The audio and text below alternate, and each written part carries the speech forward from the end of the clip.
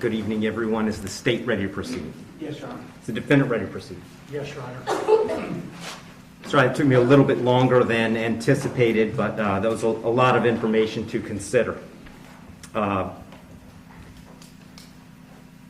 me just start by saying that as multiple people have observed, this is a particularly difficult case because there's really nothing that the court can do that's capable of fixing the harm that has been caused to the victims in this case. So that being said, I've got to start with the law. I'm bound by the law, and the law gives me a guideline for how to analyze an appropriate sentence in this case. So I want to start with the Camacho case. It's really the first thing I need to address is whether or not the court's going to depart from the minimum in this case, which is 222 months or approximately 18 and a half years. This is a critical legal moment. When the judge references the Camacho case, he's outlining the legal test that determines whether he can legally go below the mandatory minimum sentence. In Florida, judges don't have unlimited freedom. They must follow structured guidelines unless very specific criteria are met. Here, the court acknowledges something important. Yes, there is a valid legal basis to depart, and yes, there is evidence supporting that argument. But that doesn't automatically mean the judge should depart. This is where sentencing becomes more than math. It becomes judgment. And this raises a powerful question for viewers. If the law allows leniency, should the court still exercise it when the harm is the severe? Departure. And really, I'd find that as to all of the departure bases argued, with the exception of the disparity argument. I'll just comment on that one for a moment. The defendant has argued that an available basis for departure is the disparity between the guidelines and the sentence that Mr. Barano got. I don't agree with that. I agree that disparity could potentially be an available legal basis for departure. But in this case, I don't think it applies because I do think that there are important substantive differences between the facts as applied to Mr. Barano and the facts as applied to Mr. Herron. The state's put those on the record.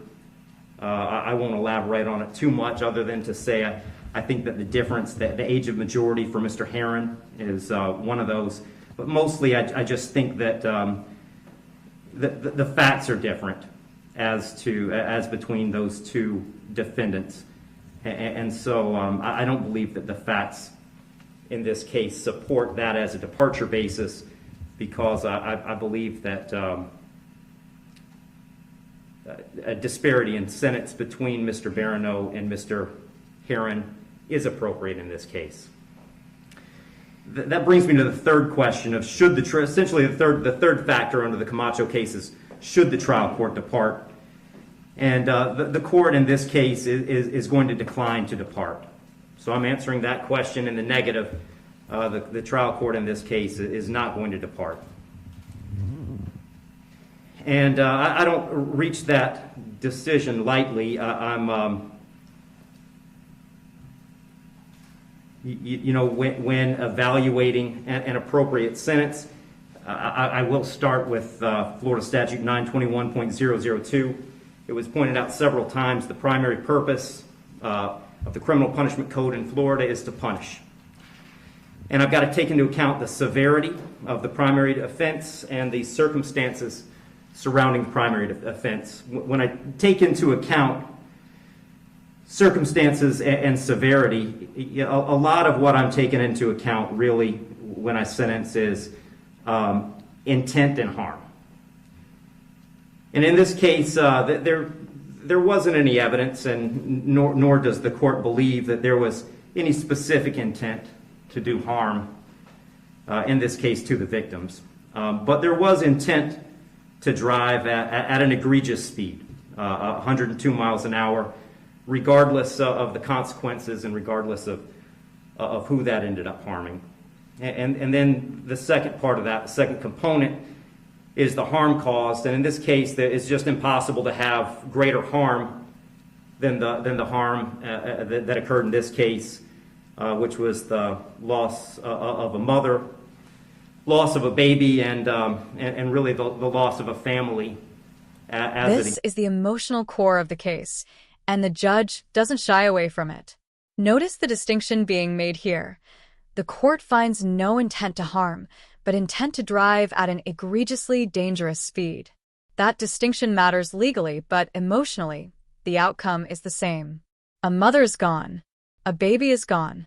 An entire family structure is erased. This is also where youthful offender status comes into play. The judge openly admits it was considered, carefully. But the severity of the conduct and the magnitude of the harm outweigh the defendant's age. So, here's the hard question.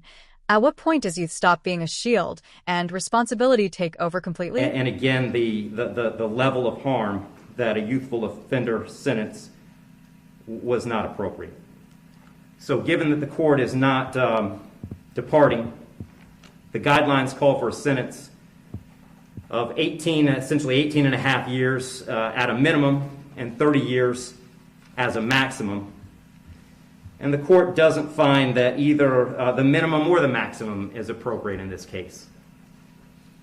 I've said it several times, the serious nature of the offense, egregious nature of the conduct, and mostly the harm that's been caused prevent me from putting this as a bottom of the guidelines minimum case. But the departure bases argued by the defendant did provide some reason not to put it at the top of the maximum. And specifically, the court did take into account that the defendant's 18, certainly responsible for his actions, and he's being held accountable for his actions. But the age of 18, the court finds, is a mitigating factor and shouldn't put this at a maximum. Also, the complete lack of prior criminal history is something that the court considered as preventing this from being at the top. So having said all that, the court is going really toward the middle between the minimum under the guidelines and the maximum punishment permitted under Florida state law. So on count one, vehicular homicide, the court's going to adjudicate the defendant guilty, sentence him to 9 years in the Florida State Prison. On count two, same charge, court will adjudicate the defendant guilty, sentence him to 15 years Florida State Prison, and that'll run consecutive to count one for a total 24 years Florida State Prison. Count three is a misdemeanor, unlawful racing on a highway, so the court will adjudicate the defendant guilty, sentence him to time served. Give credit for time served, I believe, 2 days. Court will impose mandatory court costs. Mr. Herron, you have given up the right to appeal the determination of your guilt or innocence. You do have 30 days to appeal the sentence of the court. And I'll direct the bailiffs to take The final sentence lands squarely in the middle, not the minimum, not the maximum, but a carefully reasoned 24 years in Florida State Prison. 2 vehicular homicide convictions run consecutively, reflecting the loss of 2 lives, while mitigating factors like age and lack of prior criminal history prevent a harsher outcome. This case is a sobering example of how sentencing law works in practice: structured guidelines, judicial discretion, and an unflinching focus on harm caused. Nothing here is about revenge. It's about accountability. If you found this case as powerful and troubling as we did, make sure to hit that like button, share your thoughts in the comments, and subscribe to Courtroom Focus for more in-depth, no-nonsense courtroom breakdowns you won't see anywhere else.